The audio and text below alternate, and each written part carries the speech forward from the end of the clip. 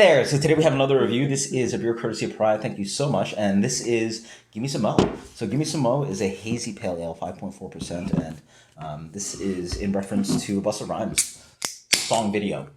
Busta Rhymes, one of the underrated one of the underrated rappers of that era, and produced by Timbaland. I think that one's produced by Timbaland. Classic video. Definitely check it out. It's like got that fishbowl lens kind of vibe to it. Very, very kind of like cartoony reference to it. It's an awesome, fun video. I'll actually just post it to the description below, and it has kind of Busta Rhymes kind of like having this kind of crazy kind of look to him. Post and comments below. I mean, Timbaland is one of my favorite producers of all time. Well, one of my favorite producers of all time. But we're gonna dig into the beer and just a nice nostalgic kind of sense to what's going on here. So 5.4% hazy pale. It is Strata, Mosaic, Citra, and Sultana. New hops in here. Wow. I don't think I've had Sultana yet. Yeah. I feel like Pariah does a lot of like references to like nostalgic type stuff. Yeah. Especially the age of like craft beer and like the drinkers that are of that age. So. I mean, did we talk about the color? Oh. Beer. I don't know how to do a beer. It's full on hazy. Yeah, full on hazy, like light to medium gold color, but very hazy beer. Yeah. It's almost kind of like a pastel gold. Like it's really like light. What do you get on that?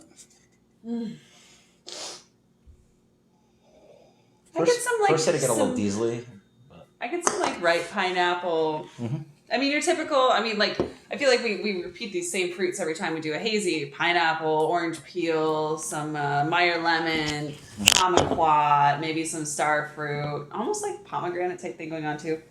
I get a little bit of that wheat kind of base to it. Yeah, it has a little bit of like kind of like white bread doughiness. Yeah. Yeah.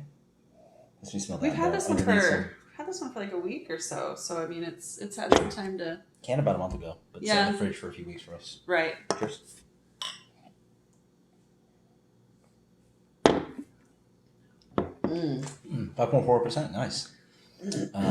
I think that this is like aged perfectly. It's not too green for me. Like it's still got some green, which I do kind of like in IPAs, you know. Mm-hmm. But it's actually refreshing. Very refreshing. It is slightly chalky, but it's still nice and drinkable for a hazy pale. This is clearly hazy pale. Oh, go ahead. I drink this and clearly can tell it's not quite IPA, right? Right. It's a little bit more watery, lighter. It's like, ooh, that's nice. It's crisp. You know? I was gonna say, despite like how hazy it is, it's actually not that chalky at all. Like, I mean, it is a little bit chalky. You're right. Or not too like creamy, rich. Sweet. Right. It's drinkable. It's very drinkable. Like, it actually doesn't taste as like thick and pungent as like a lot of like super hazy IPAs. Or what it looks like, right? So it doesn't completely match that. But it does have a little bit of chalkiness and a little bit of creaminess and that white dough / chalky combination. But man, it slides right down. Yeah. Like it slides right down. It's really like citrusy. It's bright orange, navel orange. It has like a little bit of white grapefruit thing going. Fruit Loop, yeah, fun Fruit Loopy, a little bit of strawberry, jumping in there. That kind of candied kind of hint in there. I also get that little bit of banana ester that the yeast is probably producing. Bubblegummy / banana thing, right? Yeah. I mean, it's another hit from Slightly Pariah. green on the back end. Yeah. Just to offer a counterbalance to the chalkiness and the fruit up front. Has a little bit of green hop just in the back, just to like push it through. I'm coming off using these words like green and chalk and the whiteness of the I guess this is wheat. Yeah, wheat. Oats and wheat. So. Yeah. So the adjunct malt in here, as if they're a bad thing. It's Golden Promise. It's a malt. Well, it's kidding. It's a base malt that is probably a little bit more complex in flavor profile than two-row that most American breweries use for their ales. Okay.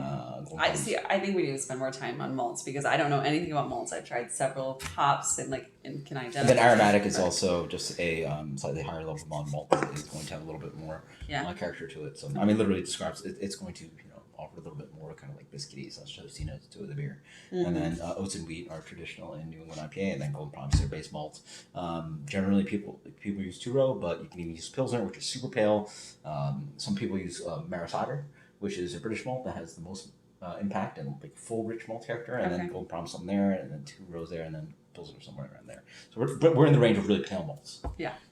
Pale We'll have to spend some time on it, like off cam, so you can teach me about all of this stuff. This is really interesting. Yeah.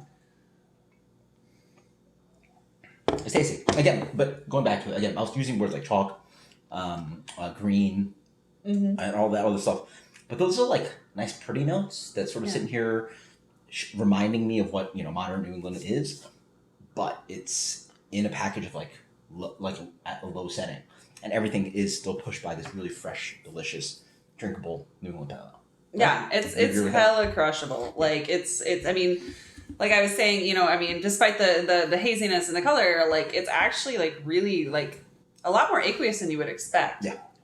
And I don't think that it's lacking in flavor at all. Like despite the fact that it is really aqueous, I mean, like some beers like they're watery and they kind of are lacking in flavor. Like this has a lot of flavor, but it's not like an overwhelming like stick to your palate and like kind of choke you flavor. This is, it's just got a really nice, smooth ride.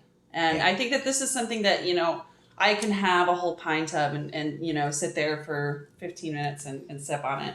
Mm-hmm. Like I could drink a couple of these. Like it's only like 5.4%. Like this is good. It's crushable. This is along my lines of, something I would personally enjoy. So rating on this one, man, it's hard to give like anything from Pariah like a low rating. Like I've really liked everything that we've gotten from them. I'm gonna go with a 90. I'm gonna say a 93 on this one. I think this is really freaking good. Cool.